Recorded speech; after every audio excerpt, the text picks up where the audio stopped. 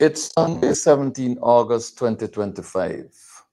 This is Nation Watch. On Watch for the Nation, I'm your host, Mervyn Williams. And today, Nation Watch will continue to present to the nation the APNU's candidates.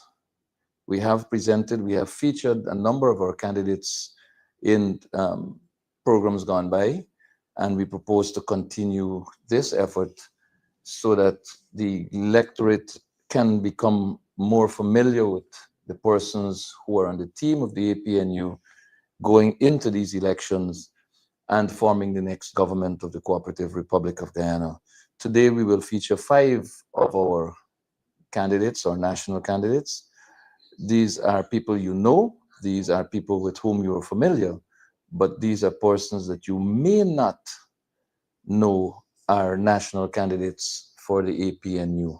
So today you will meet them in the capacity, the individual capacity as candidates for the APNU in the 2025 election scheduled for September 1, 2025. And you may or may not know that the People's Progressive Party continues in its attempt to stymie the process, this electoral process for elections 2025. We learned that the People's Progressive Party is making submissions at this late hour for changes in polling places. Quite interesting. Quite interesting. Polling places should have been approved maybe 2 weeks or so ago. And today, at the 17th of August, the People's Progressive Party continues to hold the process hostage to its whims and fancies as they continue to demonstrate their lack of preparedness and to demonstrate their full intentions to rig elections 2025. We will start the ball rolling by having our first conversation with Mr. Sean Ben. Sean is joining us virtually, and he is one of our national candidates for elections 2025. I'd like to present Sean Ben to our listening and viewing public, and as I welcome Sean to Nation Watch on the 17th day of August 2025. Sean, welcome to Nation Watch.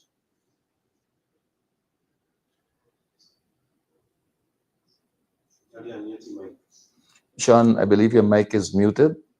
You need to adjust that. You need to unmute your microphone and join us. Welcome to Nation Watch. Thank you for having me, Mervyn. I'm very much delighted and pleased to be on this platform with you this morning. It's a pleasure to have you. Sean, you are a resident of Georgetown. You are originally, I believe, from Berbice. You are a resident of Georgetown, and you are an enterprising young man who is emerging as a leading entrepreneur. You are in the small business arena. You have been exposing young people in the city to auto repairs, auto body repairs, training. Talk to us a little bit about your journey into the world of politics and how your profession impacts your ability and your contribution to the world of politics in this country. Thank you again, Mervyn. I was suckled into politics. I was nurtured into politics. I grew up in politics. I opened my eyes. Anyone who knows your father will know that. Yes, my father was the late great Howard Gustavus Ben. Make no mistake about him. And so I opened my eyes seeing politics. My life is politics. My sport really is politics.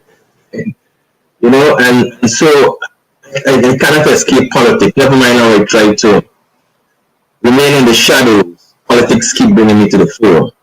One, because of my activism, and again because of all as much of my father was always active in the community, addressing community needs, and trying to do everything possible within its power to ensure its community develop and people grow and enjoy, you know, great livelihoods. And so I have no option but to be involved in politics. But it's not just being involved in politics. Over the years, I've been privileged to do politics from a very front seat position. And I've seen, well, I mean, I was pretty young. I got the last of Lyndon Fox Sampson Burnham reign as president. That time I was resident at West Coast Board, which is school still. I can remember before his death, he was at Onvoa, where he fed the entire West Coast Board. That was the last supper of Lyndon Fox Sampson Burnham, which I, as a child, experienced. You know, you're there at Onvoa, and you know, you see the helicopter coming in and is landed at Onvoa, and the entire West Coast Board is descended on Onvoa, and he was there with his people. The soldiers were already prepared at night. When they cook up and they feed it, say, you know, when they see us, they say, countryman. So, I am very fond entry into politics, you know, in the days where we always have vibrant regional conferences of the YSM and so on. I vividly remember going to Georgetown Secondary School at the time. James Drakes came in as national president of the YSM, and the pump and ceremony when he entered the auditorium of Georgetown Secondary.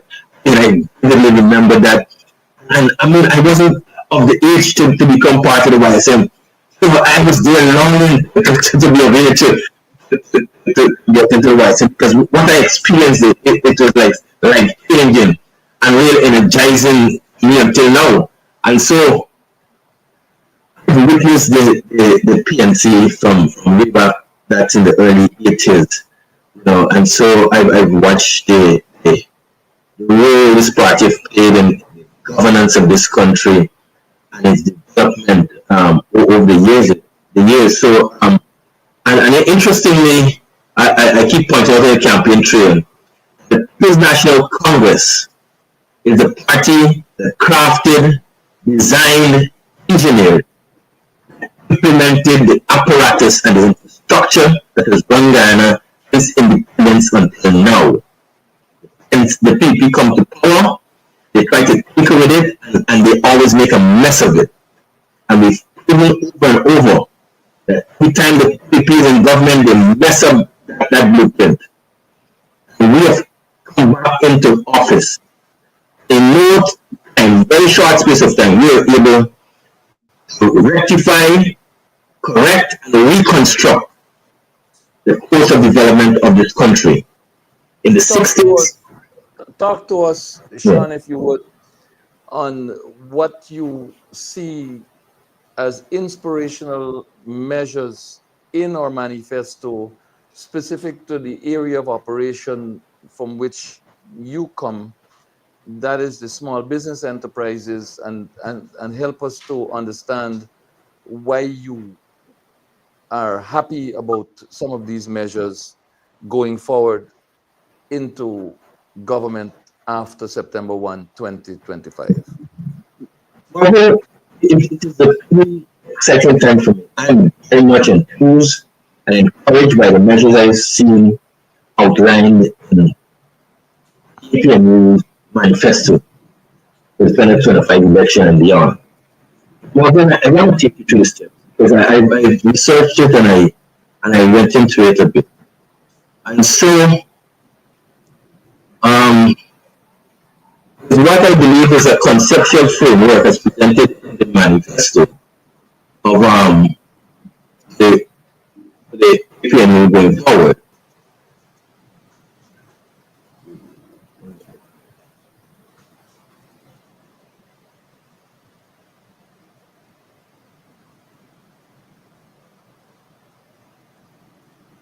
You seem to have lost Sean. Yes. Hello? Yes, we lost you for about 10 Well, seconds or so. the internet too. But yeah. Um, APN use conceptual framework for small business development. I begin with its vision statement. Create a vibrant, inclusive, and competitive small business ecosystem that empowers Guyanese entrepreneurs, fosters innovation, and ensures equitable access to national wealth, especially the oil and gas economy. Strategic pillars on this strategic conceptual framework rests on access to finance. We can endeavors to establish a development investment bank for small businesses. It will be a dedicated financial institution to provide long-term, low-interest financing to SMEs, especially those excluded from the traditional banking system. And Mervyn, you know very well how difficult it is for small businesses to qualify and obtain for loans and financing from our local banks. The second pillar on which this framework rests is the export-import financing window, which sets out to support Guyanese small businesses entering international markets, particularly in manufacturing of goods. Thirdly, tax reforms and incentives. Gradual reduction of corporate tax from 45% to 35% with a long-term goal to 30% improve competitiveness to reduce tax evasion. Tax deduction from workforce retaining encourages small businesses to invest in skill development aligned with emerging sectors. Personal income tax and exemption for self-employed. The threshold income tax will be raised to $400,000 a month to support micro entrepreneurs. There's no doubt, Marvin, as you well know, will give space to small business entrepreneurs, give them more liquidity in their hands to be able to reinvest in the business and to conduct daily affairs. Do you see your role as a candidate operating in the context of a new government of the APNU following elections on September 1, Certainly, Marvin. Yeah, yeah. Good. contributing in a significant way to mobilizing resources and providing training for young people so that there can be expansion of existing businesses and the establishment of new small businesses, both in the technical area where you are and in the trading area that you may also be familiar with? Marvin, no doubt. I look forward to playing a very critical and pivotal role in this regard because, look, I've been in business for over 30 years in this country, the small business sector. I know the difficulty. I know the pain. I know the agony that small businesses face in their doors. I bear witness, Marvin, that yourself up by these imaginary bootstraps because really we are barefooted in this country. We pursue entrepreneurship. There's no support mechanism. For 5 years, the people have not paid any careful attention to the development of this industry. They've not prepared our people for what There, has come upon us. And there's some therefore, evident yeah, there's some evident challenges that small businesses face in Guyana. One is access to financing in the absence of collateral, in the absence of a fair and level playing field. Two, there are inconsistencies when it comes to local content legislation and operational procedures.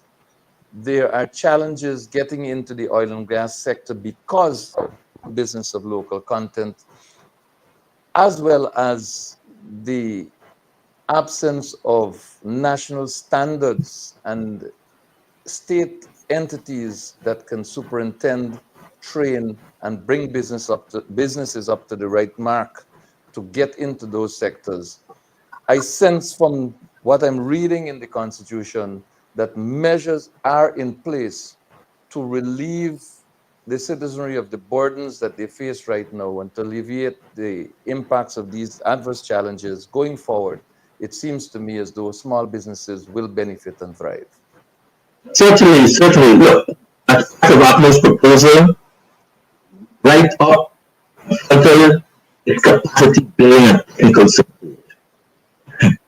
APNO is proposing to deliver through vocational institute and community hubs technical training small businesses develop their business in the digital transformation, with local content and enforcement.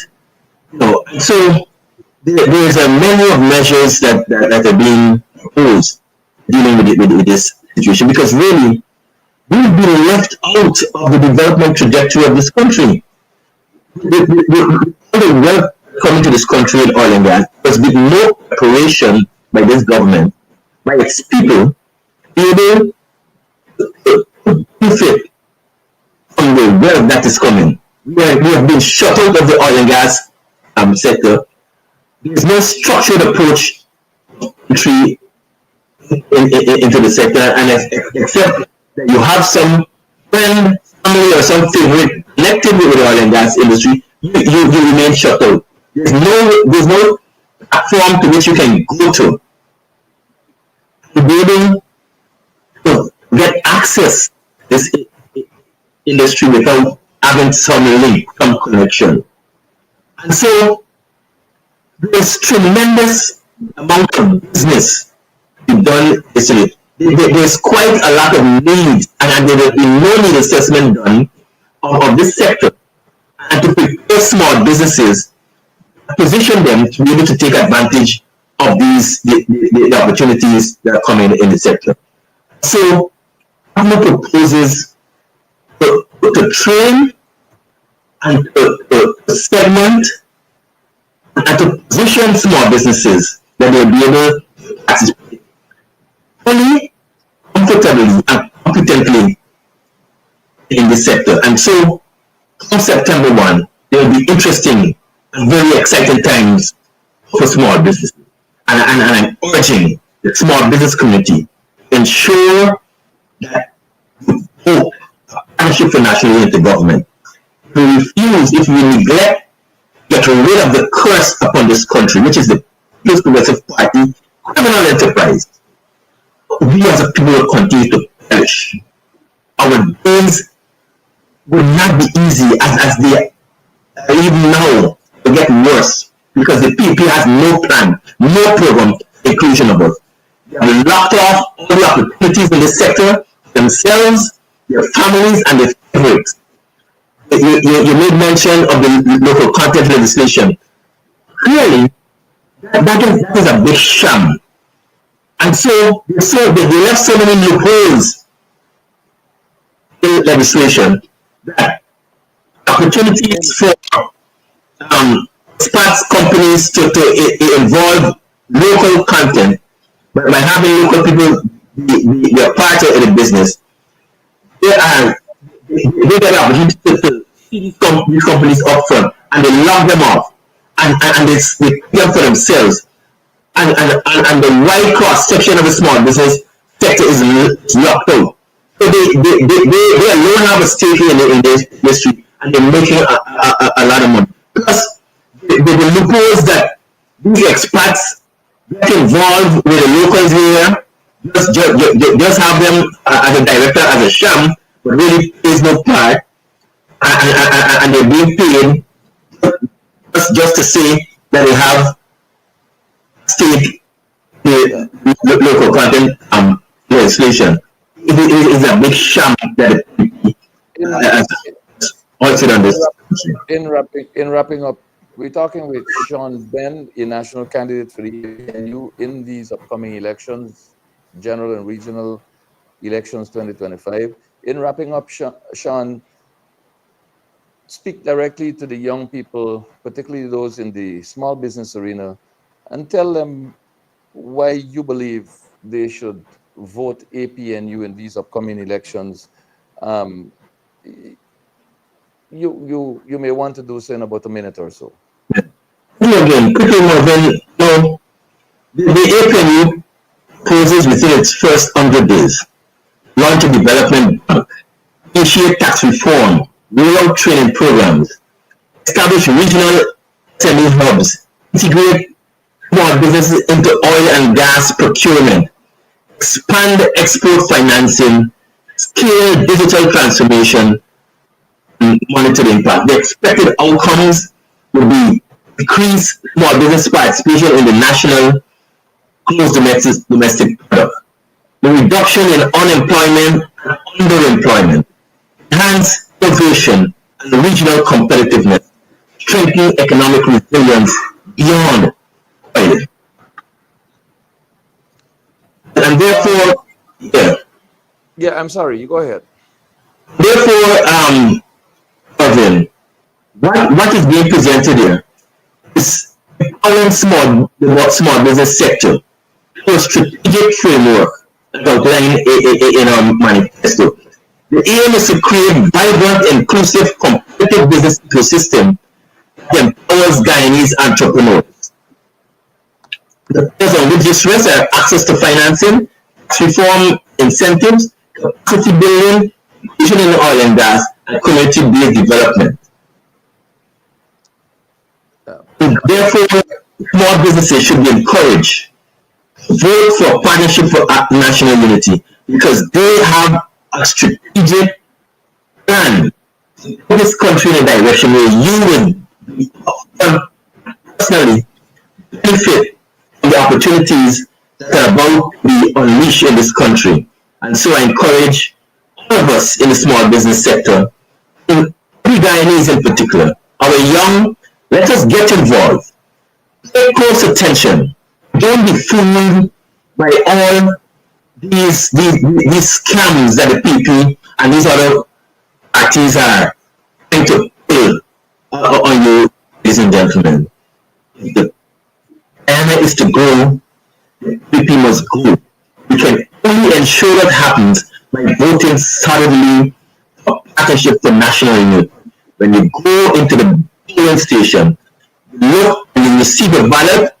At the top section, you'll see the pound. At the bottom section, you'll see the pound. Put your X in the, you have to vote both top and bottom. Ensure your X is neatly within that box. Should not touch any sides of the box. Nice, decent, sexy X. The top section of Parliament for National Unity, the symbol is the palm. You see that at the top. The ballot, you see that at the bottom of the ballot.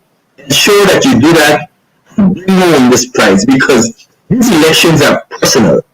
It is in the self-interest of each and every one of us to ensure that we put a partnership of national unity into government to ensure the improvement of our lives, the livelihoods of ourselves, our families, and our generation to come, and ensure that Guyana is a place where all of us wants to stay, work, and live in a system in which each of us can go to and extract from it what is it we want for ourselves and our Thank family. you.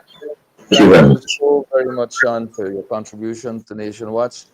We have been talking with Sean Ben, a young entrepreneur and a national candidate for the APNU in the upcoming elections on September 1st. We will move on with the program. Thank you very much, Sean. And the sitting mayor of the city of Georgetown, His Worship Mr. Alfred Mentor.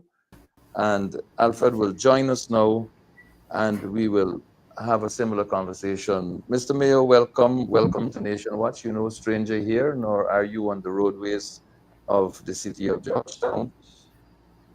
You are now a national candidate for the APNU.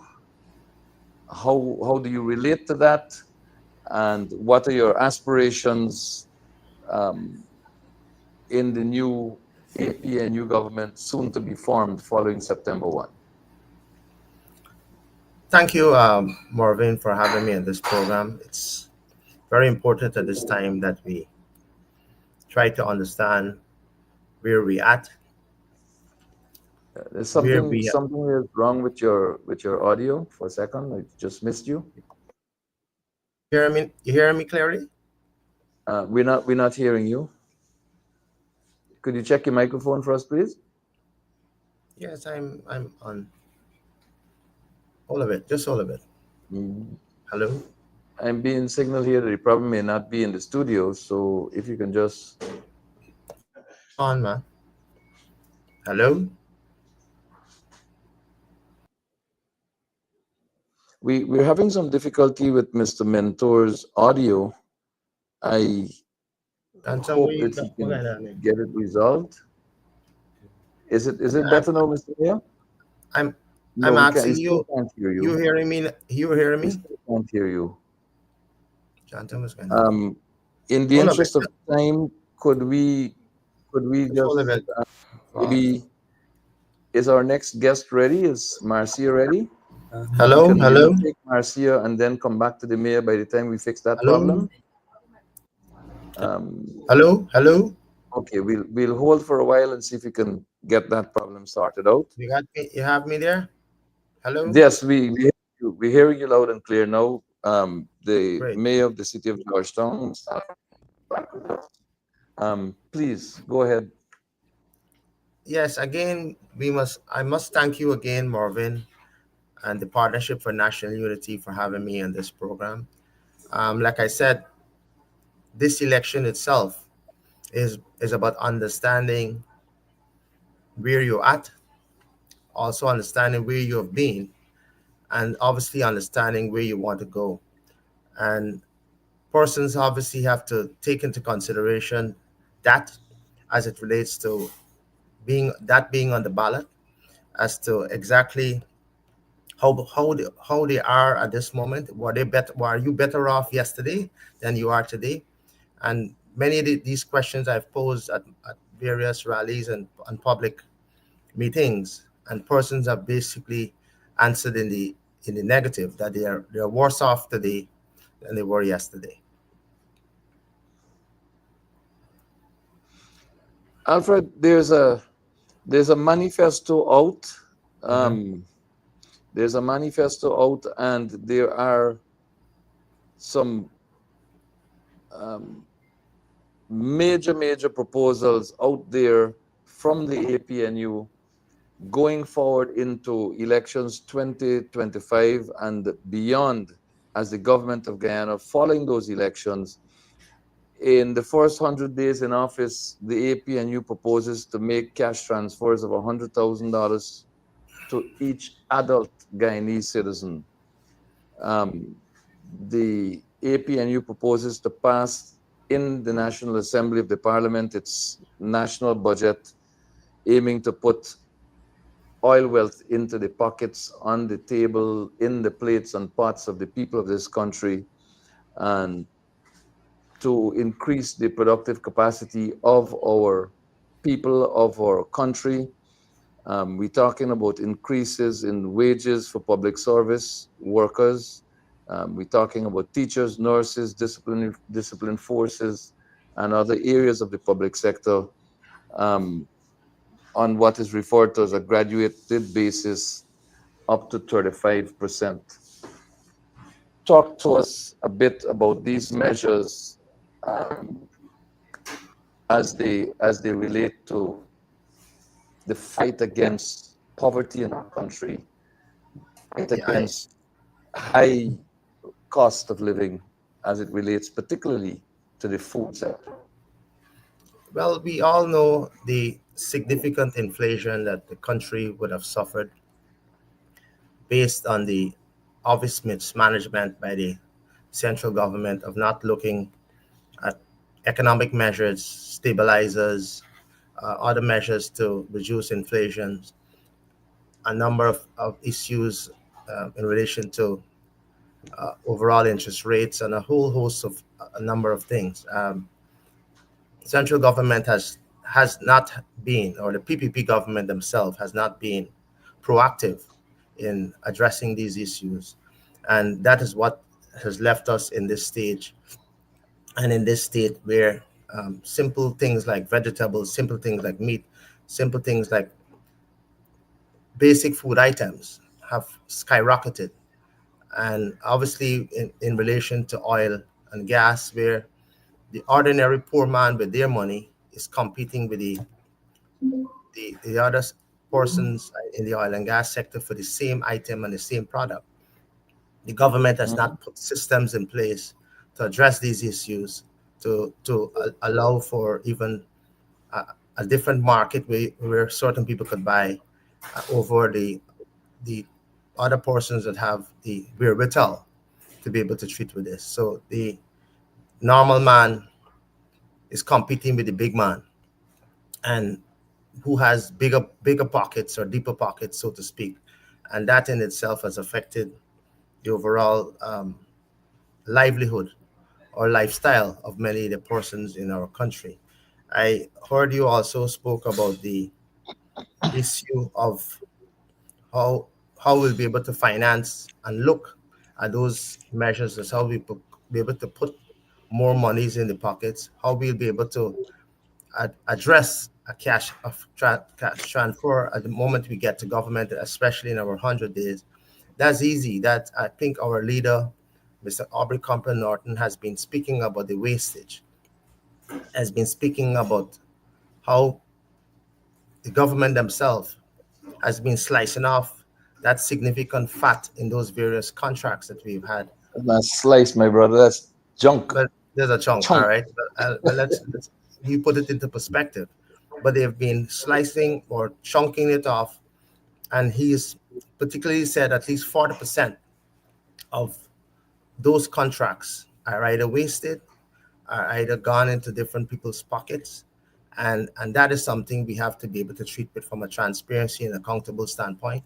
And and immediately at the moment we were able to put that in place, obviously you could be able to pay those persons, um, increase salaries, and do a whole host of things to cause our teachers, our policemen, our ordinary public servants to be able to get more out of the system, because many of or most of those monies either, like I said, gone off in wastage or gone off into the friends, family, and favorites pockets, for to get the 1 percentile richer and the ordinary class poorer. You are in charge of the city of Georgetown with your team of councillors. You have an inherent challenge to what you do or aspire to do in the presence of a town clerk who is a political appointee and whom your predecessors have suffered from, um, by way of political interventions, by way of not approving employment of persons that the council believed to be fit, proper, and appropriate for appointments, and who have, over the years, ensured that they kept in place incompetent persons aligned to the People's Progressive Party. Do you see these elections relieving the city of Georgetown of that kind of burden? And do you see these elections, having regard to the expected outcome of the APNU's victory, presenting to the city of Georgetown an opportunity to get its fiscal transfer benefits that are legislatively prescribed for the council, and as well to get its usual governmental subvention to carry out its work? Um, I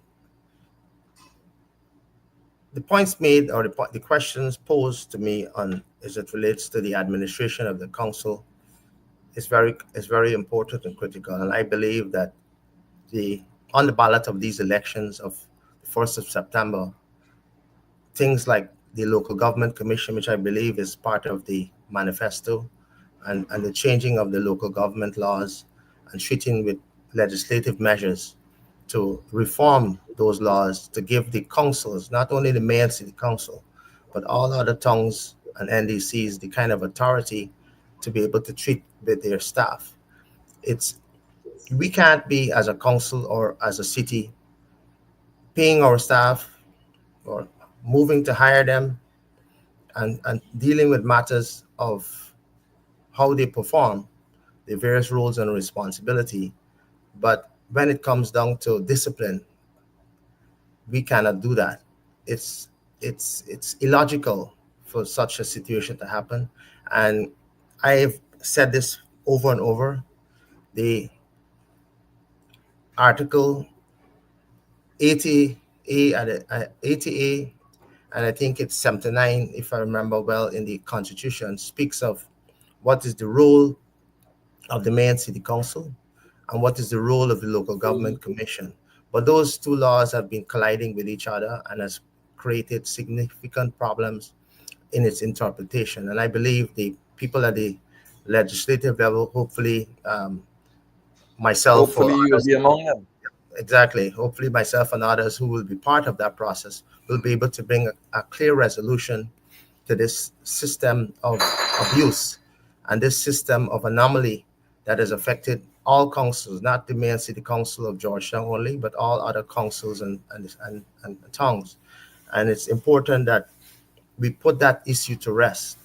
We fix this issue once and for all. I'm of the view that the council who employ those persons should have the latitude or the opportunity to be able to discipline those persons and to be able to recommend those discipline. If it's a case where if it goes to the local government commission, maybe for an appeal, and if that appeal is not satisfactory, then it goes further on to the high court and so on and so on. But the responsibility to recommend and approve discipline should lie and rest with various councils. But on the positive side as well, you need to have the authority, the scope Mhm. to also reward by way of training and promotion Right. persons who present themselves as being competent. But I gather that you're obstructed even in that regard.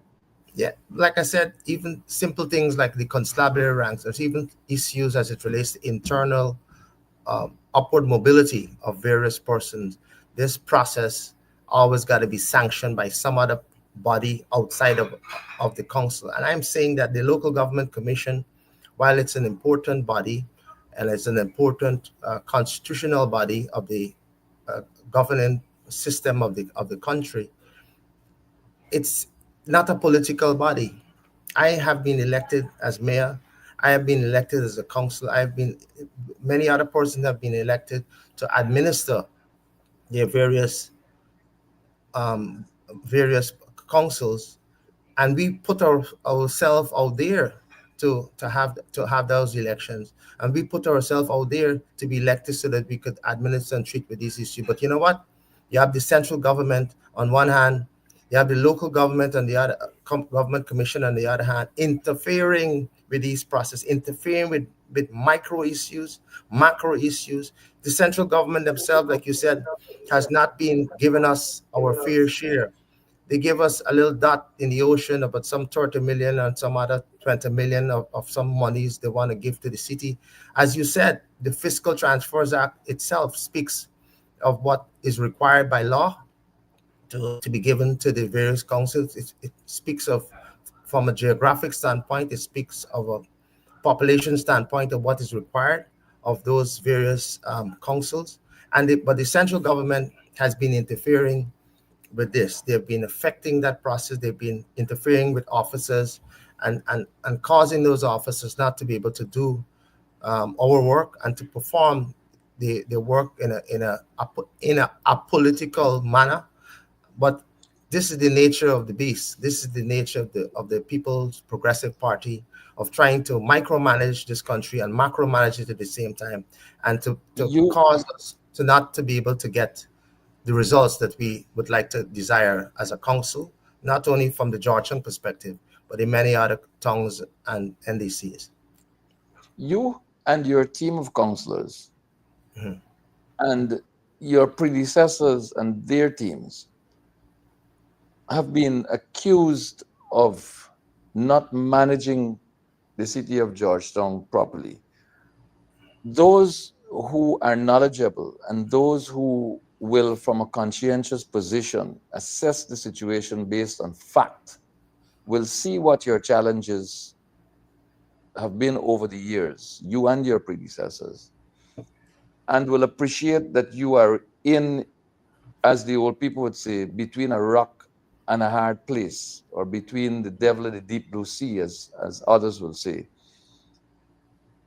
Having regard to the political interference, the withholding of payments of rates and taxes by the PPP government of Guyana, having regard to the withholding of subventions to the city, having regard to the withholding of fiscal transfers that are legislatively provided for to the city, and having regard to the political interference in the appointment, promotion, and disciplining of members of staff in the city of Georgetown, what would you say to the voters in the city of Georgetown why they should vote for the APNU,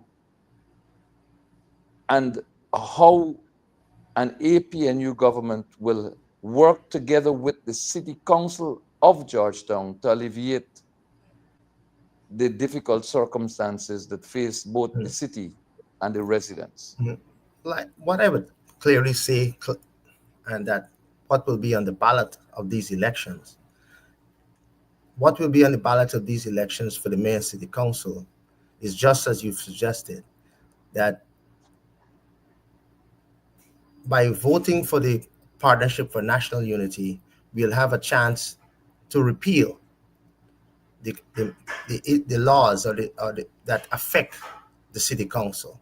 So these elections here of the September 1st is one to give the council, not the mayor and city council only, all councils, the chance to be able to have those laws repealed so that those councils could function properly. Those councils could function independent, but with support from central government. But it's one that it's important and necessary that we be able to treat with this so that we don't have no government interfering with these processes, no government um, dealing with issues as even simple things as rates and taxes, where the council themselves have the laws provide for under the section 2804 to have properties valued for rating purposes. We've simply been moving to treat with those thousands of properties that have gone up in the city itself based on oil and gas and a whole host of other things, to have those persons having 5 and 10 story properties treat with the valuation for rating purpose to pay their right taxes. The central government has been blocking things like that because of how the laws is so construed that we have to But, depend on the but 28 Mr. to Mayor, 4. Yes, go ahead. the government, the People's Progressive Party, when campaigning for the last local government elections, Mhm. told the people of the city of Georgetown that if they voted for the PPP, they were going to Mhm. fix the problems, which seemed to suggest, Mhm. not which seems to suggest, but which tells clearly the story that the PPP is deliberately Liberty, yes. frustrating the And, efforts of the city of stifling, Georgetown yes, I agree and with you. suffering citizens Yes, exactly. because it does not Yeah, control politically the city. Talk to us exactly. about this. Well, like I said, they have you have 55% of the people who honor their obligations and the rates and taxes. We've been working with that 55% of the rates and taxpayers outside of the other market and other fees to be able to honor the obligation of our staff and so on and so forth. But the government themselves has been blocking the valuation for rating purposes, the 45% of persons that are not paying. Many of those persons are their friends. Many of those persons are their business associates. Many of those persons, they own those properties themselves. So it's a whole um, collaboration to frustrate the council. So what they've been doing in its entirety is not trying to treat with those issues, not trying to look at those laws, not trying to deal with those issues, but they only want to do it if they are the real, if they're in control of the system. So it's all about a control freakism. It's all about doing that and also not causing the other government agencies to treat with those issues, and it indirectly affect the council from being able to get its rates and taxes to honor its obligation to the various citizens and the various members of the various communities. And this is not a Georgetown issue. This is an issue that affects Linden. This is an issue that affects New Amsterdam. This is an issue that affects other Anna Regina and other towns and otherwise. And this is something that the PPP uses as a tool and a mechanism to frustrate. So I have 45% of the people that are not under the obligation, that we're trying to get valuation for rating purposes done, and they've been not allowing these things. And we are not interested in valuing or revaluing all the properties in the city of Georgetown. We are interested clearly in getting the 45 percentile of the person that are not paying their fair Which share. includes the People's Progressive Party government. Thank you. What is the extent of their debt to the city now? Who? The People's The Progressive? PPP government, the government of Guyana.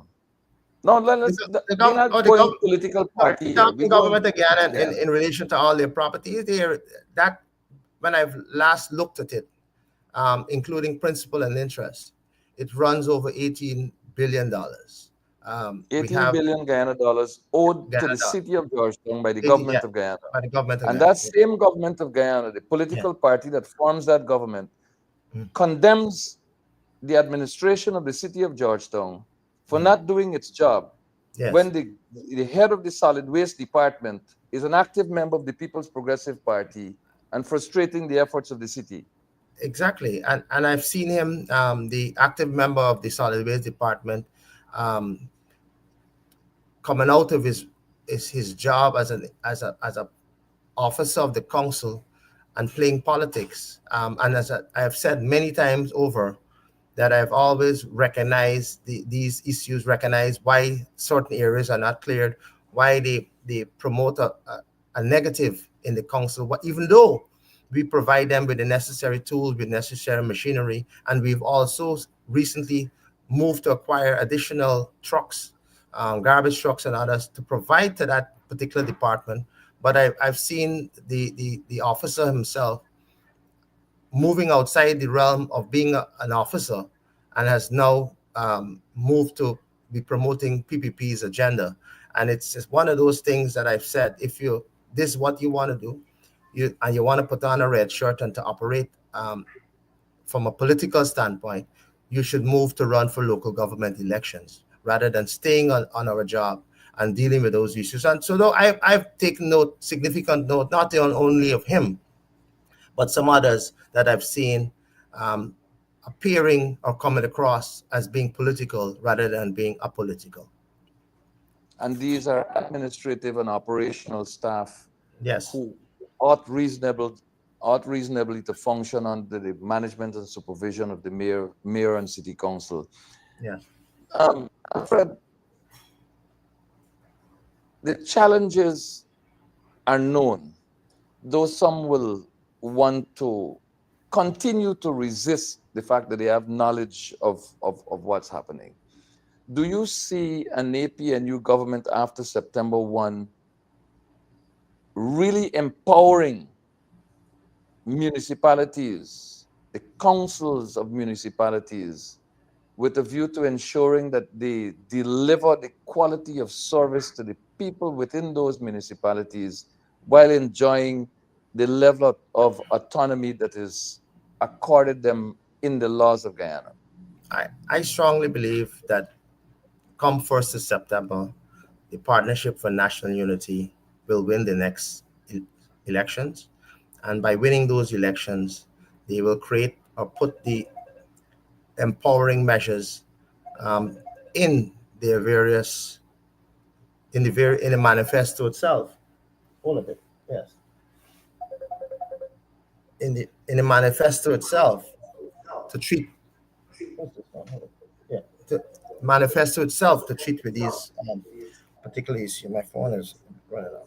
Yeah, the manifesto itself to treat with these issues. It's clear in the manifesto itself. It spoke about enhancement of towns and communities, and how do we empower and how do we fix those issues. It addressed issues like street vending. It also speak of commercial and other related issues in those towns. It also speak to flood mitigation and climate resilience in those various towns and cities as well. And we as a council have been working steadfastly to provide solutions, solutions that is coherent with what is our overall in the overall APNU manifesto that speaks of how we'll treat with our markets, how we'll treat with the Starbuck market, how we'll treat with the bazaar, how we'll treat with the vendors arcade mall, how we'll address issues like the border market so that we could be able to reduce the vending on the street itself, but give people an opportunity to be able to have stalls in these various markets when we create these the extension and the raising of the Starbuck market itself. How we'll treat with the vendors arcade mall, how when we raise those areas, the thousands of stalls that will be available to many a person so that we could be able to empower those persons so that they could have a stall that they could call their own rather than a piece of place on the streets. So those are measures that we will be addressing at the level of the council that is will be dovetailed as part of central government's plans so that we could be able to bring the kind of relief to the people and to create the kind of ownership that those persons need to be able to move on with their lives and to be able to transfer that ownership sometime down the line to their next generation of people as an asset rather than a liability. So you see a prosperous and thriving city of Georgetown under an APNU government come But September 1, yes, I, 2025. I say that without fear or favor.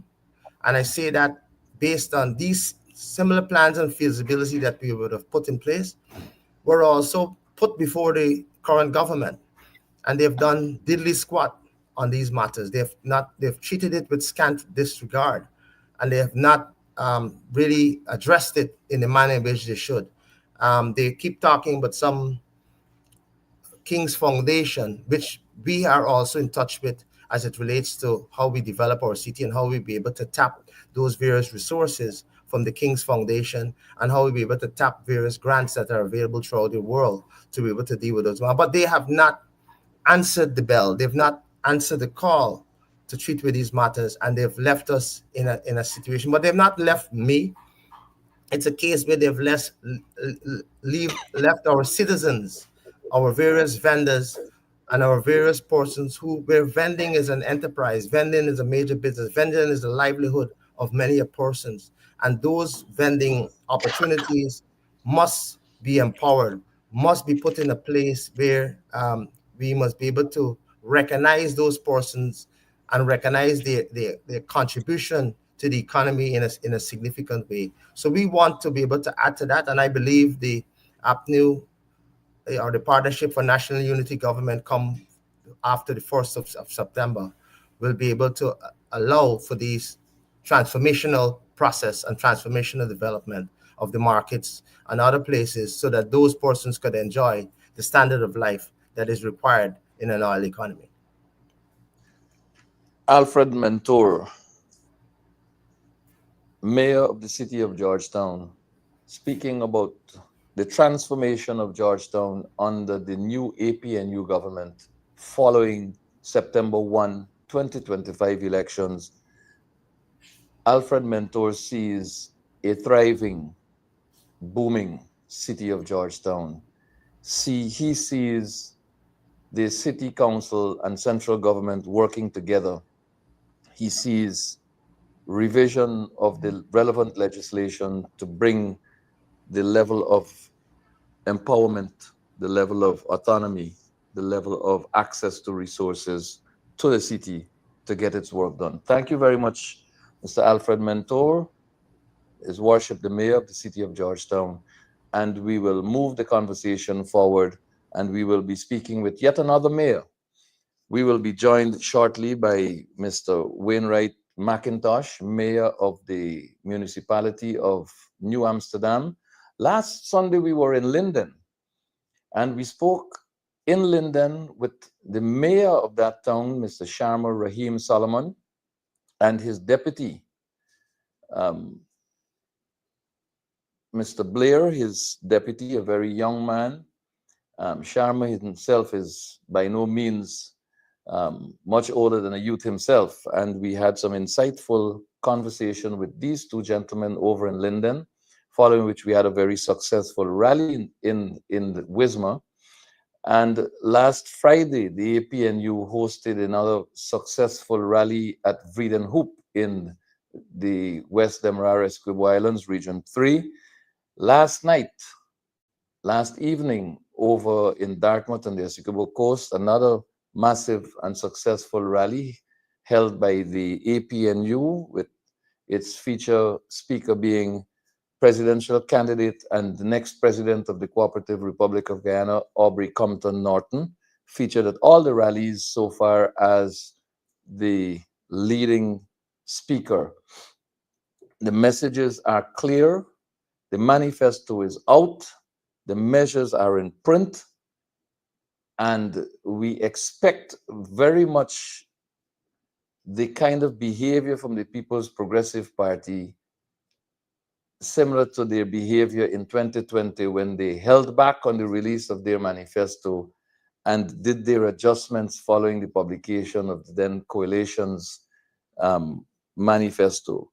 And from what we're hearing, they are currently making adjustments to go to the printers so that they can release their manifesto sometime tomorrow. They have been studying the manifesto of the APNU launched last Friday, and their staff is at work to see how many more measures they can copy from the APNU. And you know that they've been taking our proposals, which were launched publicly by the party leader, and they have been rebranding them with different names and restyling them slightly and using them. So here we are on Nation Watch, the 17th day of August 2025, and we're going to invite Mr. McIntosh right now to join us. Mr. Mayor of New Amsterdam, welcome to Nation Watch. You had a very, very successful rally a short while ago in New Amsterdam. I was privileged to be there. You were on stage with the presenters, you were on the ground with the supporters. Talk to us a little bit, Mr. Mayor, about what's happening in Region 6 in this election season. Your mic, I believe, is muted. You may want to unmute that for us, please. Yes. First of Excellent. all, Comrade Marvin Williams, I wish to say thank you very much for having me on this program today. What's happening in New Amsterdam? The plot of deception continues by the PPP in region number 6. I'm going to tell you what. Why such an assertion coming from the mayor of New Amsterdam? First of all, I'm elated.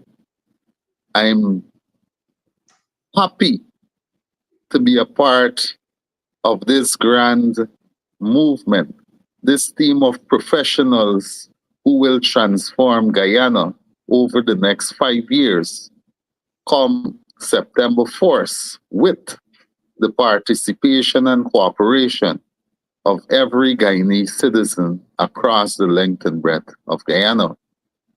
Before I go to what's happening in New Amsterdam, I wish to commend our presidential candidate, Mr. Aubrey C. Norton, and his team. Of course, you know, teamwork make the dream work. When we look at the APNU manifesto, it is a comprehensive plan to take Guyanese out of poverty. And this manifesto did not just pop up. As you know, we in the APNU, we're authentic in everything we do. So much so that the PPP, they copy everything good that we put out there. So in New Amsterdam, the PPP would have held their rally in New Amsterdam. And there was this bold promise by Irfan Ali, who came to promise the people of New Amsterdam a modernized market in New Amsterdam with waterfront. Now, I deem that to be pretty much hypocritical of Irfan Ali, given the fact that while I was sitting deputy mayor of New Amsterdam, myself and the then mayor, or worship Winifred Haywood, we would have approached the president of this country via we were asked to see him, we were invited to see him, and our proposal was simple. Given the fact that local democratic organs are less empowered, we were simply requesting assistance with the reconstruction of the administrative block of the mayor and town council. And we were told they do not assist with those type of development. Fast tracking, that is about 2 years prior. Now, the PPP, they were in there for 5 years. Why in this final hour you came to promise the people of New Amsterdam a brand new market and infrastructure with development to the waterfront? We, the people of New Amsterdam, will not be deceived by this promise of desperation. So, coming over to the APNU manifesto, our manifesto. Before you get to the manifesto, there is a story that mirrors the one you just mentioned about the water. And this is in the city of Georgetown. The Durban Park facility that was constructed by the last coalition government was wrongly condemned and criticized by the People's Progressive Party because they wanted that land to do a particular project for their friends. But the presence of structures on that place and the branding of that place by the APNU for the purposes intended prevented them from accessing it and taking it over. So, after 5 long years of neglect, absolute and total abandonment of that facility, Jack Dio says that having listened to the people of Georgetown, the PPP, were they to win these elections, will transform that facility and create one for the benefit of the citizens of Georgetown. I have never heard such utter rubbish in all my life in politics. So, desperate measures, it seems, for desperate times is the order of the PPP's campaign. So, I'm sorry, I just had to say that. Yes, Please, go ahead. definitely. What is amazing, the municipal staff, in particularly the staff in the town clerk's complex, the staff in the treasurer's department, the staff in the constable and the health department.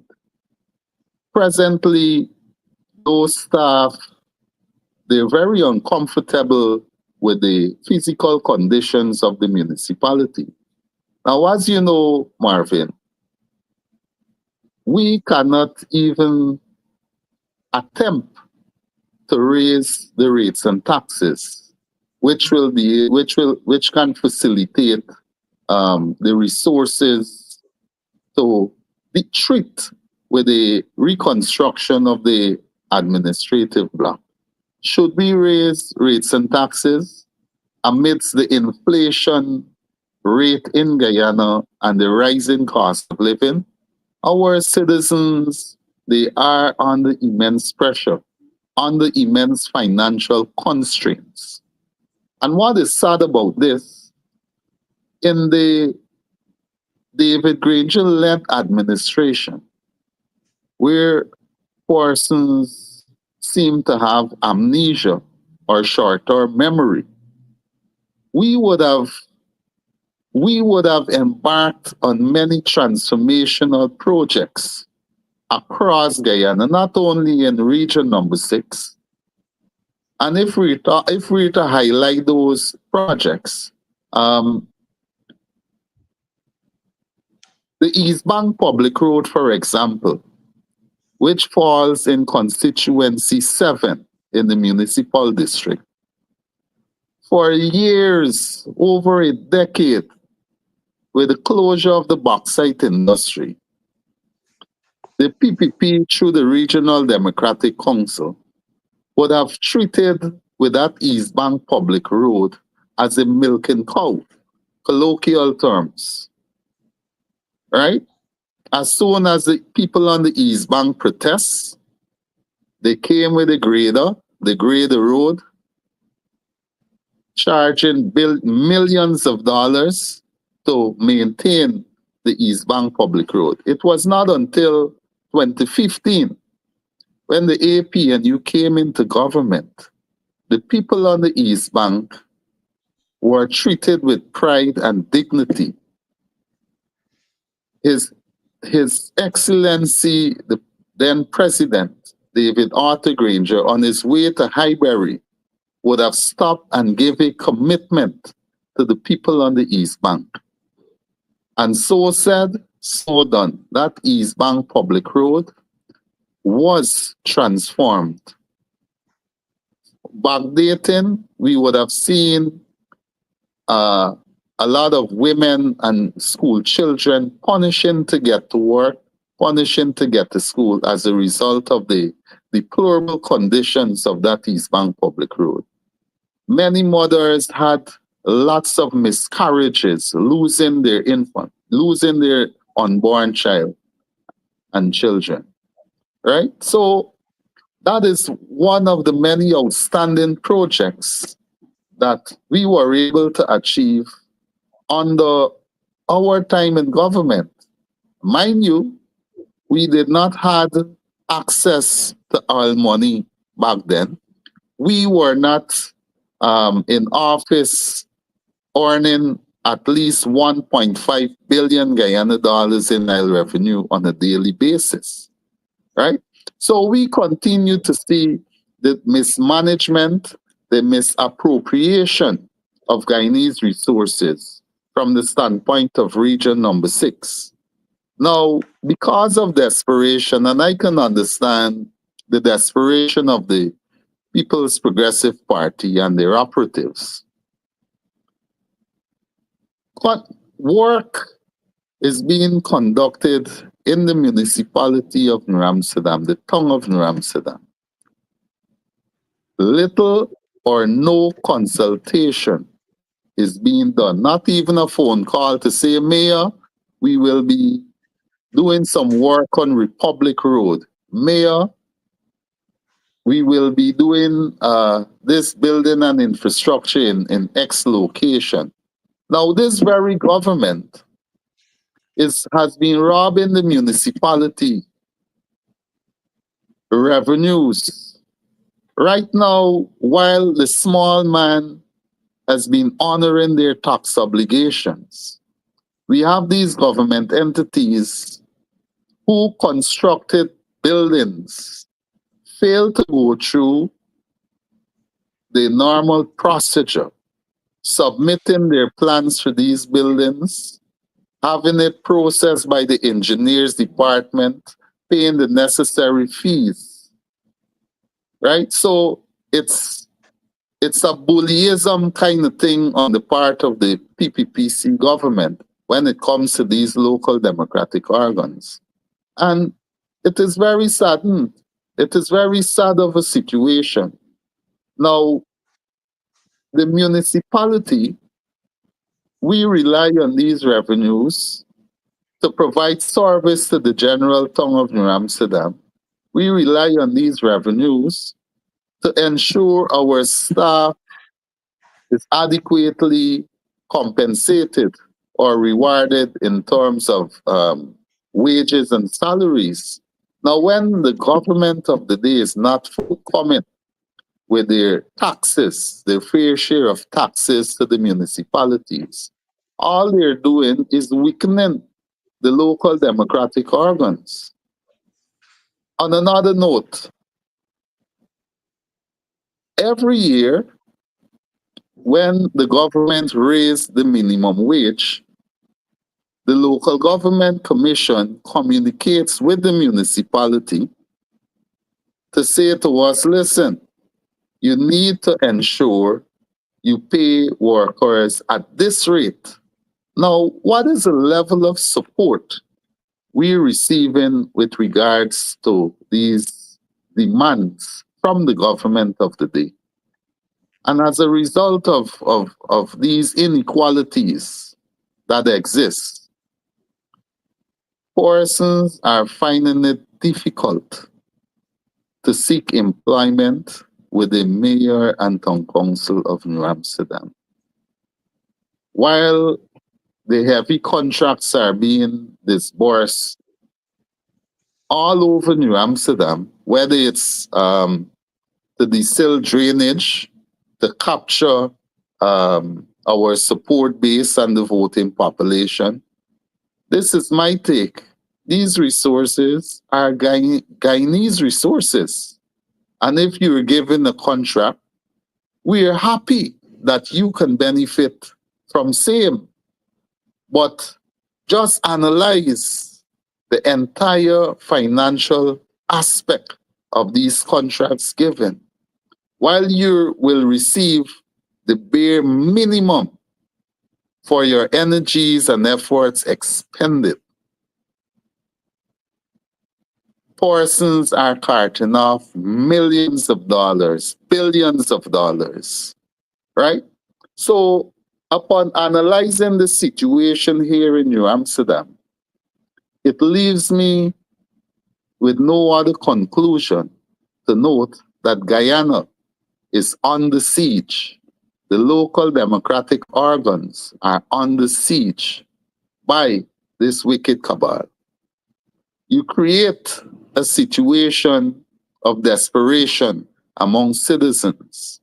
You're starving them of resources, and then you come in the final hour, like the savior, to offer these minimum and the bare minimum rewards and gifts and handouts to citizens.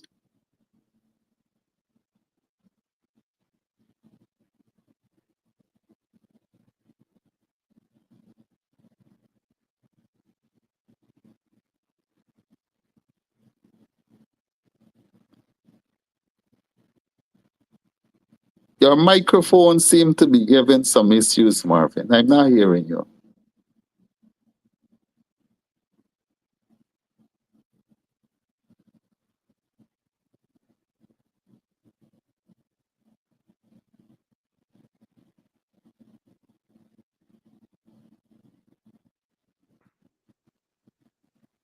Good. Is that better now? Yes, I'm hearing you now. Right. I was going into the direction of the Borbis River Bridge. When the last coalition government moved to reduce the burdensome toll on that bridge, investors, the People's Progressive Party, they came together and approached the court to stop the rate of toll reduction to the Borbis River Bridge. It was an exorbitant toll. It was having its own toll on our traveling public.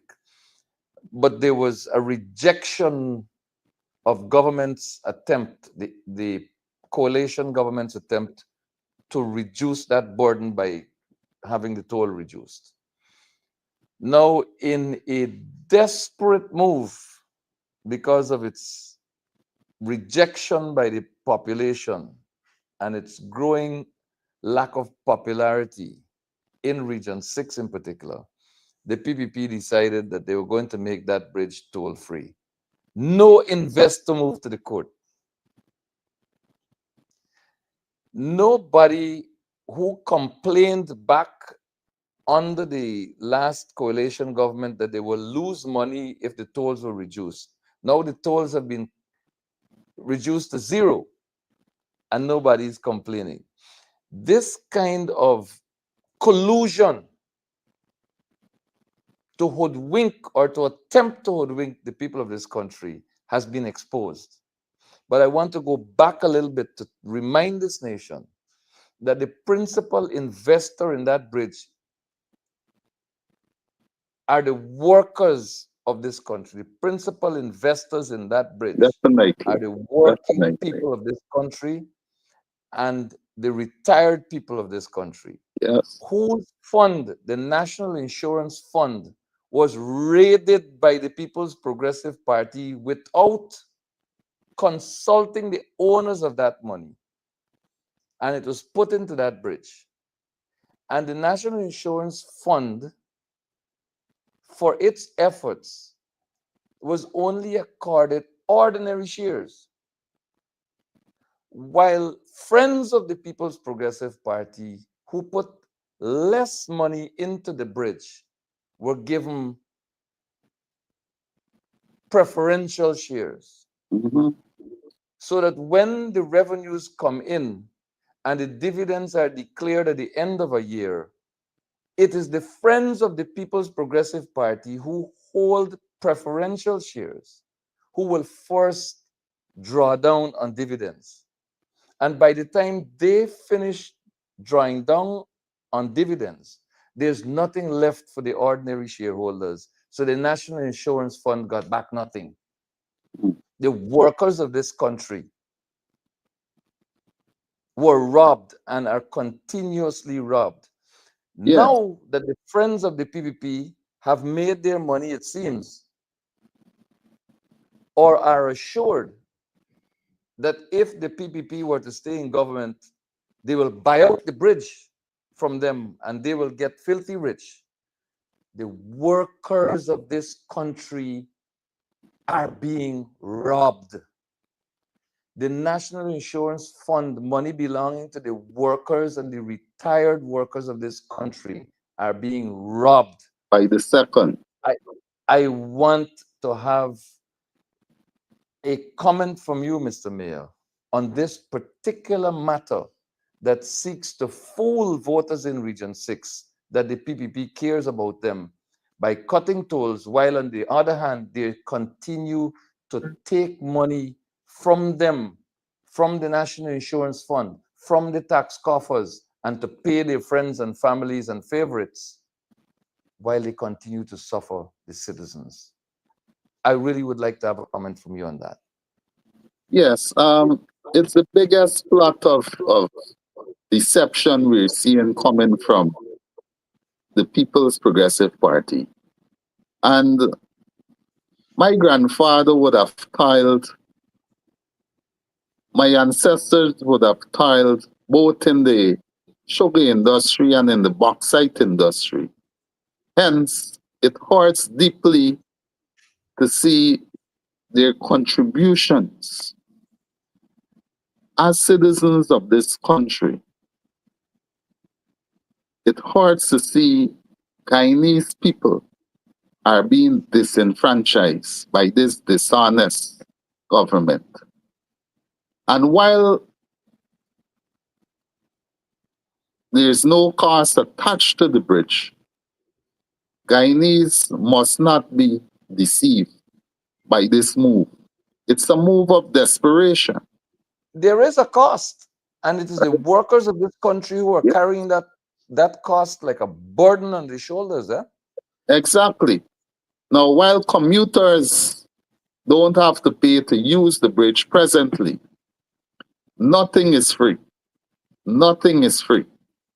Now, they vote to take workers and school children to school via this New Amsterdam Stelling. The boat was taken off the water for the last 3 months. I was told the boat that operates from Perica to these different areas. Those boats, the millions of dollars were spent to repair those boats. And those boats are now being parked as we speak. They're being parked. Friends of the PPP boat was rented. That boat has been parked, and I'm sure persons are still being paid for those boats. So, how much more pilfering will we allow while our people are punishing? And that is why, when I look at our manifesto, especially when it comes to our towns and communities, our manifesto speaks to the transformation of every town, every community, every village, right? So while we will endeavor to raise the quality of life of each Guyanese household through guaranteed livable income, Mervyn, we must also ensure that communities, villages, and towns are spaces that are safe, peaceful, clean, And healthy, green. And physically green. appealing, hospitable, socially vibrant, and cohesive. We in the APNU coalition government will ensure none of this is left to chance. In consultations with residents, we will develop development plans for all communities on the coastland and in the hinterlands, right? Now, our manifesto is comprehensive, and it speaks to not only the financial transformation of Guyanese citizens, but when it comes to our physical infrastructure and other developments. In our manifesto, I'm impressed to see a land use management and zoning plan, upgrade of recreational sites, parks, and grounds, gardens, and zoos. Now, you ask what's happening in New Amsterdam. The Barnum Park Transformation Project. I guess because it's Barnum Park anyhow. That project, the synthetic track was started there to facilitate the nurturing of our athletes and their skills and potentials, preparing them for the national and international games. That project commenced in 2018. This is 2025. The PPP had 5 years to complete this project. But guess what? This project is still ongoing, and it is As it is far in Linden. from being As it completed. is in Linden. As it is in Linden. So Now, shall it be in New Amsterdam until the re-emergence of the APNU into government. right, and what is striking, they're building a stadium, a stone throw away at Palmyra.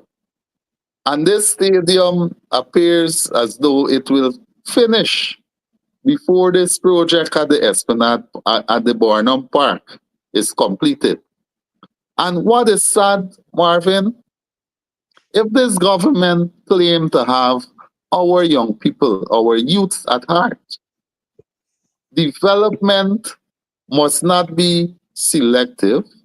Development must be comprehensive. Now, if we to go back to the government spending, in Region 6 alone, billions of dollars were spent on the resuscitation of grounds. Now, you take a drive through Region 6 and you look at these grounds. You will see cattle and different animals grazing in these grounds. In the Lakaba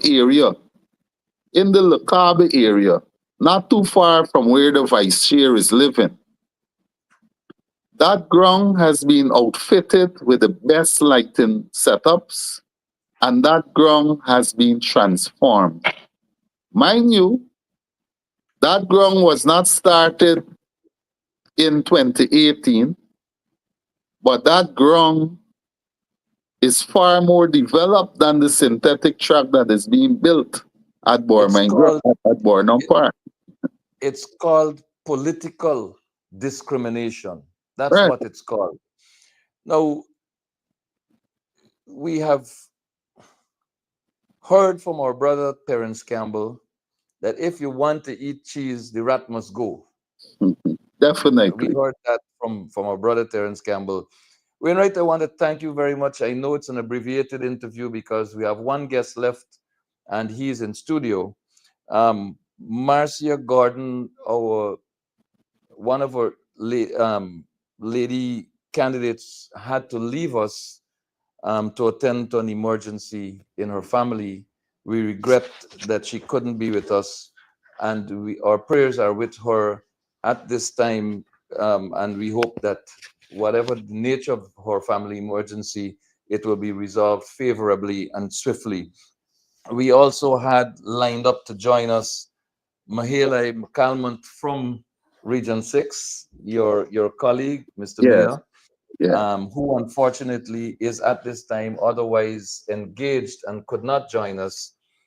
I want to thank you very much, Mr. Wainwright McIntosh, Mayor of the town of New Amsterdam, national candidate for the APNU in elections 2025, and to wish you well as you advance in your political career, and pray Thank that you you. continue to do the work in the interest of the people and for the upliftment of people all over Guyana. Thank you very much for joining us. We'll move on now to our next guest. Have a great day. I am joined in studio now by former mayor of the city of Georgetown, Mr. Ubraj Narain. Ubraj felt that it was absolutely necessary for him to come in studio where he can speak directly and without any interference of a technical nature to the people of Guyana and beyond. Pandit Ubraj Narain, welcome to Nation Watch. Thank you very much, Mervyn, to have me on Nation Watch today. It's a pleasure. You served as mayor of the city of Georgetown. You know of the challenges. We spoke with the sitting mayor, Mr. Alfred Mentor. You heard that those challenges remain. You have come over as a champion, particularly for the vendors whose interest Mr. Mentor also alluded to.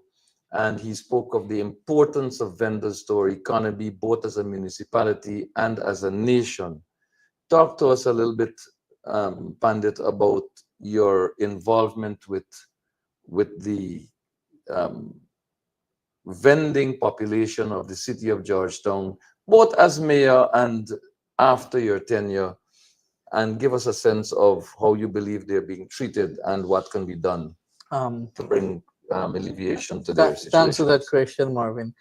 The vendor situation in Georgetown is an situation I believe that we have the solution for it. It is there in black and white. It is there on paper. And in 2019, launch had took place where the entire Starbrook area should be restored, and that project was sanctioned by the IDB. It was sanctioned by the CDB, the private sector. The U.S. Embassy was a part of that project. The then administration, David Granger administration, was a part of that project. But subsequently to that, the PUP took office by rigging the election, 2020 election, and they actually put a halt on that project. And that project should have benefit vendors holistically, so they wouldn't be on the street and the roadway and the pavement and so on, because it was a massive project to be commenced for the entire Starbrook area, straight down to Water Street, opposite the mall, the Vendors Arc Mall, which is opposite Republic Bank. Mm. Um, nothing. I demitted office, and the government just shoved that project under the table.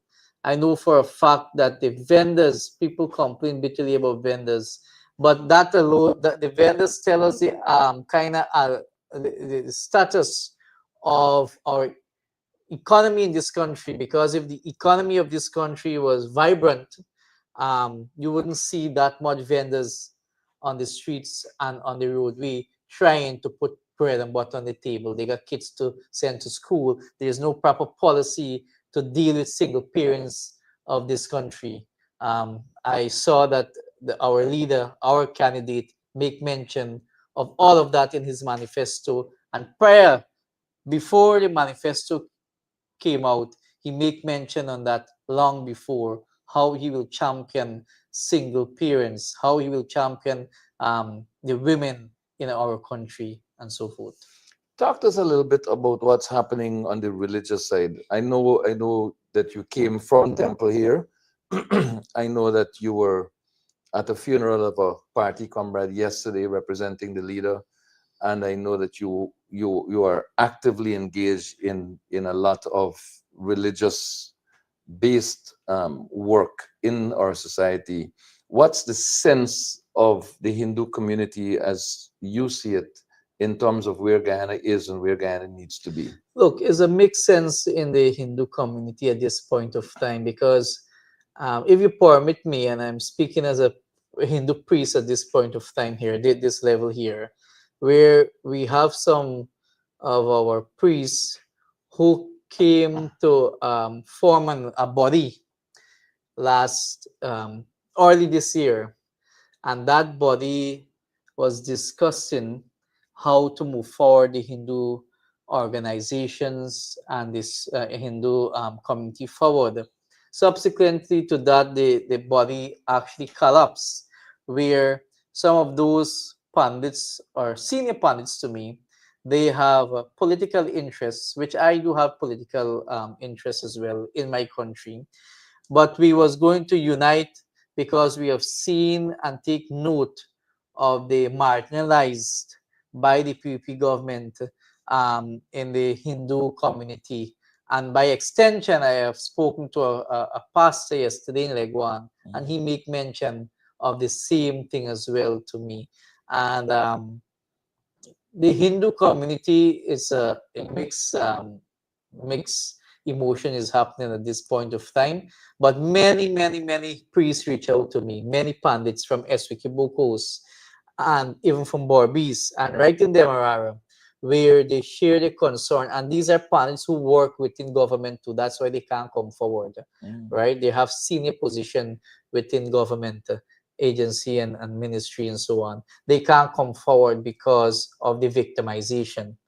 So they're afraid of victimization by the government, because the PVP government led by Jagdev and Irfan love to victimize people, and those people have family.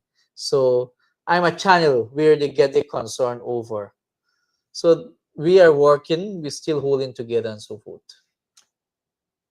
You have served your full term at the level of at the office of mayor, and you have moved on.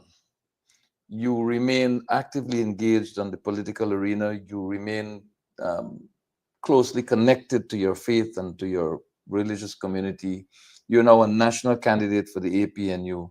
You follow a long line of Hindu priests who have been associated with the People's National Congress before the APNU's formation, Pandit Sharma, and so on, coming down the line. How does it make you feel to represent your faith in a political environment? Look, that is something that's the pundits and Hindus reach out to me. They want to see representation of Hindu in national, local level of government. We do have someone in the PVP, which is Dr. Vindi Prasad, but Dr. Vindi have been silent to the Hindus in this country for a very long time. She had not taken any bold step. There are many concerns that Hindu raised with her, and she know that for a fact, because the same very group raised it with me, Mhm. and he had not dealt with it. Programs which David Granger had offered in his government. Probably I think you may know, David Granger had set up something called a Hindu core group, Muslim core group, Christian core group, and those things, government able to channel funding to those group and reach to organize different organization. This government has eliminated that. We were made to understand that government do give Hindu organization funding, but the question I asked, and that was in an editorial, who received this grant or this funding? It is only Dr. Vindi. There's many other registered legal Hindu organization in this country. Dr. Vindi had played on the Hindu community in this country, and I believe she have used it for her personal gain. I have no apology to make for that. No, the same minister former minister, because there are no ministers at this time, that you referenced, was among the female members of the People's Progressive Party, among the religious leaders of the People's Progressive Party, who were very silent in the face of allegations of sexual molestation, of rape, of both boys and girls by members of the People's Progressive Party. What's your take on that, and how do you see that impacting those Hindus in Guyana, particularly the morally upright Hindus of this country? And that's why I said earlier she had downplayed the Hindu community for her personal gain. I have never seen a statement from her. And that young lady who made that allegation towards the then Minister of Local Government, Dharmlal, who is now on the list again, I have never seen Dr. Vindi came out with a statement, and it is by law that young lady was kept in her ministry custody, right? And everything was downplayed with that entire case and that allegation of the then Minister of Local Government. And those things are not being treated with respect in a Hindu community or a Hindu society or a Hindu organization. We pay respect to the Divine Mother. We hold the Divine Mother in the highest form, and we must treat women with respect, and we must treat our young girls with respect. And Dr. Vindi had not came out in any form to condemn or to denounce such. And even the Dharmlal once again had emerged on the PPP list, 2025 list. Nothing is happening on that note. I have not seen she raise her concern. I saw she made a statement with Leonard Craig on the political platform. I wouldn't even want to listen to such a statement that Leonard Craig made on the political platform. But I believe equally repulsive was Jagdeo's statement, and Jagdeo is our political leader, that when Nagamuto and Granger come, chase them out. That is not, strictly speaking, consistent with religious teachings, regardless of which organization you belong to. Exactly. And I agree with you 100%, because I can tell you plain, and I always be honest to the public. If there's an issue, I will call my leader and relate to him, and I will even speak online. I will put it in writing in editorial and speak against these principles, which is not to happen within society or in our democracy. Dr. Vindi had played on all those principles and morals of Sanatan Vedic Dharma. And she put herself first, self-interest. But she speaks to the Vedic Dharma as the basis of her soul's association. Many people have drifted away from her. I'm being honest to you. There are people who just there because there's a policy where Pandit apply for GP or Commissioner of Oath. Jagdeo the cabinet has to seek her approval. If disbanded from your organization, yes, then they will get it. Marriage office, the same thing, right? So that is how it happened when in the Hindu organization. If you are aligned with an organization, that is how you receive a marriage officer. So, but I am aligned with the Mahasabha, so I got mine through the Mahasabha. But do you think if I go to Dr. Vindi and tell her I need a marriage officer, I'm not a part of the Guyana Hindu Dharmic Sabha? No, I'll definitely not receive it. I have done course with that organization, little coming up. Her father was alive, and I was given a form to fill up and said you have to join the organization before you graduate. And I said, hell no. Since then, I was that kind of independent mind person. No, but that's a politically controlled religious body. I mean, no person who is a true devotee can reasonably submit themselves to political domination and control in the process of worship and in the process of teaching of a faith. You know. Yeah, her base also drift away from her.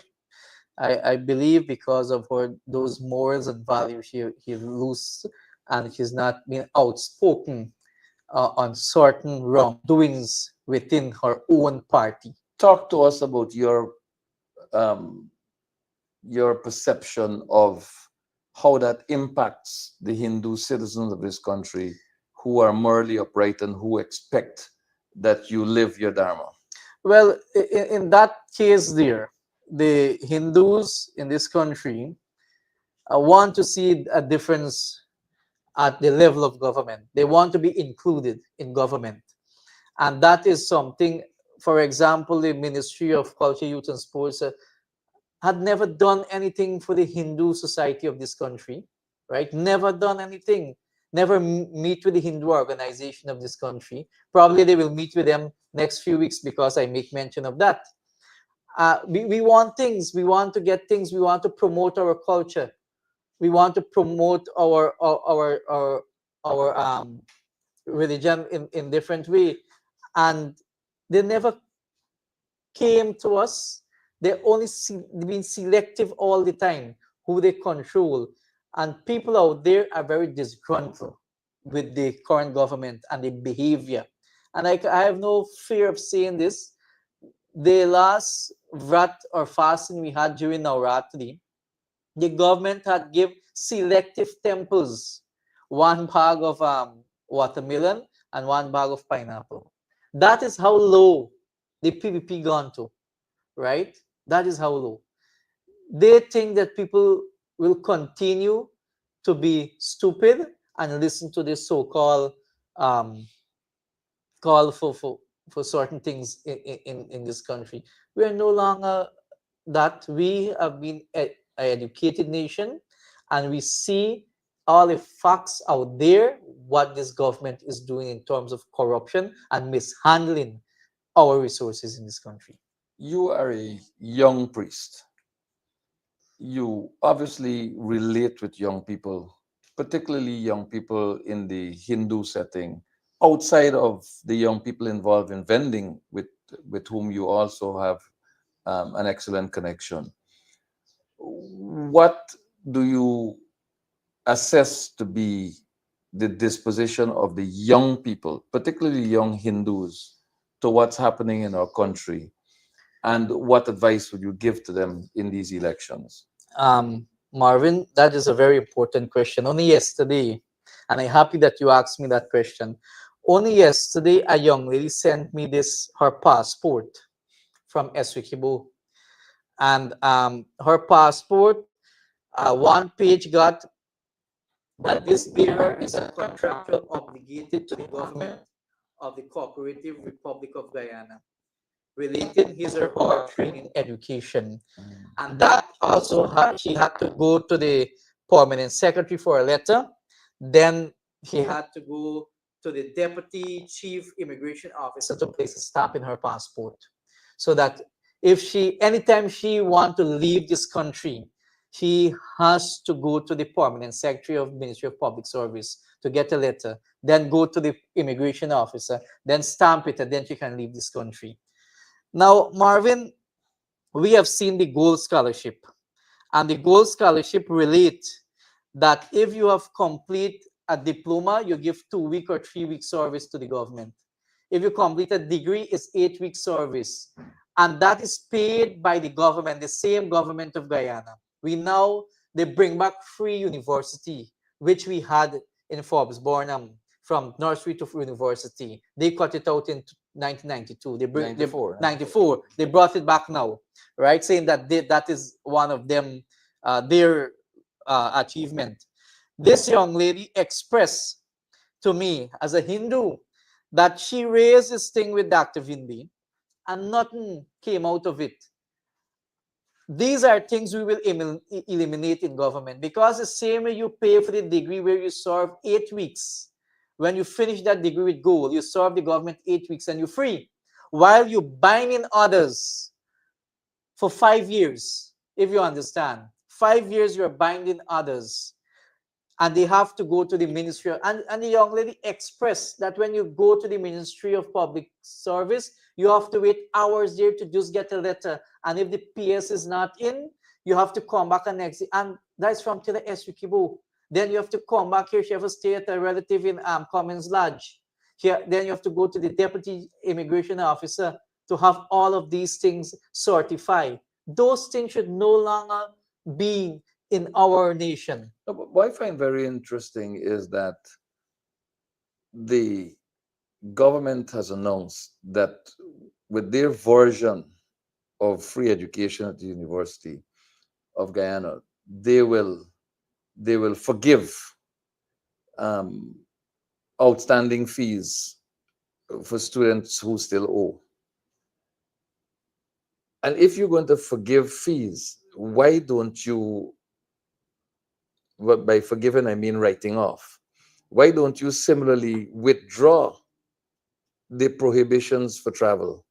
Because if you write off the university fees expense account, then the person is no longer obligated financially to the state. Mhm. So why then would you continue to bind the person to to to, to, to all these situations of travel bans and all those things? Yeah, and this is what the young people face, and this, like you asked about my religion, and this is what they bring to my attention, right? If we're gonna eliminate these things, if we're gonna get, I said yes, we will do that, and the leader have make mention this way before Jagdeo came and said about free education and all these things, right? The leader, Mr. Norton, had make mention of all these things. Yes, the leader of the APNU, Mr. Aubrey Norton, had made it clear that, and that's from very early on up when he became leader of the opposition. I think even before he became leader of the opposition, when he was yet only leader of the People's National Congress Reform, that any government that he leads or is a part of will restore free education at the level of the University of Guyana. First, the PPP, Jack Dew in particular, mocked him regarding where you're going to get the money to pay for it. And when the population started to buy into Mr. Norton's vision for the return of free education to the university, and when he explained to this nation where the resources are going to come from, cut corruption, improve, increase what is available to the state of Guyana from the oil and gas agreement, and make it available to the education sector. Then is when Jack Dio started to say, you know what, they too can move in the direction of returning free education. But the alarming thing of the Jagdeo Ali scenario is that they bring this message to the people, mostly young people who were not born in 1994 when they abolished free education at the university, as though they were doing this for the first time.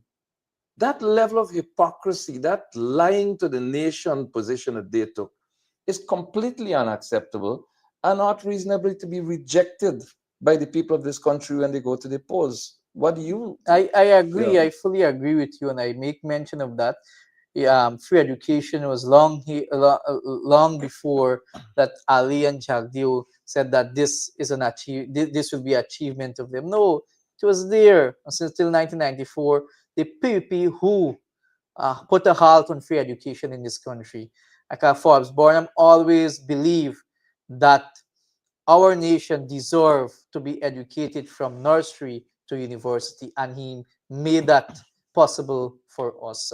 Jagdev and Ali are buying their way back to the let me put it, the Indo-Guyanese, Attempting to. attempting to, yeah, to the Indo-Guyanese, the especially Hindu communities. People are disgruntled with them. They're fed up of them. Even their own supporters will have to, in the Hindi word you call it susunis, you know, Mm. and because they're afraid of victimization in the community. Talk, if you would, please, Pandit Ubraj Narayan, directly to the Hindu community. What is your message? Speak your message to the Hindu community at this time as we approach elections 2025 and as we wrap up Nation Watch for today. Well, thanks, Morvin. I will say to my Hindu brothers and sisters, the organization, that the APNU coalition um, do have not only me, but we have Panijay Prasad from Region 6, representing not only Hindus, but the people of this country. Uh, the Hindu do have representation in this the APNU coalition, and we have talks with the leader, and we will put things in place. And we know we are a secular nation, and we are not going to be biased to a particular religion, to a particular race of this country. We will be inclusive, and we will channel different resources to different organization, to different religion, and to different groups of this country. Um, we all already have laid out those plans, and we are looking for your support, not only when the 1st of September 2025, but beyond that, when we take government, when we take the office of government, we will come to your door, we will listen to you, and we will hear you, and we will put policy in place to better your life, your community. The temples will come to the temples, we'll go to the church, a mass, and listen to your concern. And we will put policy to eliminate certain red tapes that is bothering those communities and societies. The APNU, putting people first. The APNU, with its people centered development strategy. The APNU, putting people first in every one of its proposed policies, putting people first when it comes to emoluments for services, when it comes to benefits for employment opportunities, when it comes to access to education, protecting the vulnerable in our society, taking care of our children from the time they are born, providing early childhood education facilities staffed by competent, trained personnel, providing hot meals for children in school, providing a national schools transportation policy to get our children to school and to keep our children in school. The 50-50 program, $50,000 per month to support 50,000 young people who are pursuing tertiary education. This is a plan for an education nation. This is the plan to include people in every decision that is taken that affects, impacts their lives. This is the political organization that Guyana needs to embrace, that Guyana needs to elect to reduce poverty, to eliminate, if you can, poverty, to ensure that corruption is a thing of the past, to ensure that ethnic and political discrimination ends, and it is everywhere in contracts, in opportunities for employment, for educational opportunities.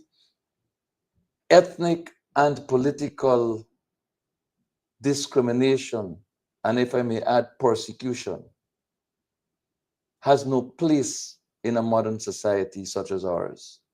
The APNU in government, led by Aubrey Compton Norton as president, will deliver to this country the kind of governance that this country truly deserves, having suffered for 5 years in an undemocratic state, in a state of inequality, in a state where there are disparities everywhere, in a state where corruption reigns supreme.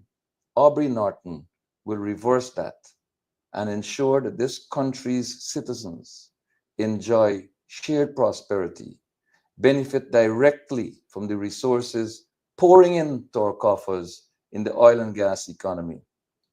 Aubrey Norton will make it possible for growth to be reflected in the development of our country and our people. For Guyana to grow, the PPP must go. Until we meet again, God bless.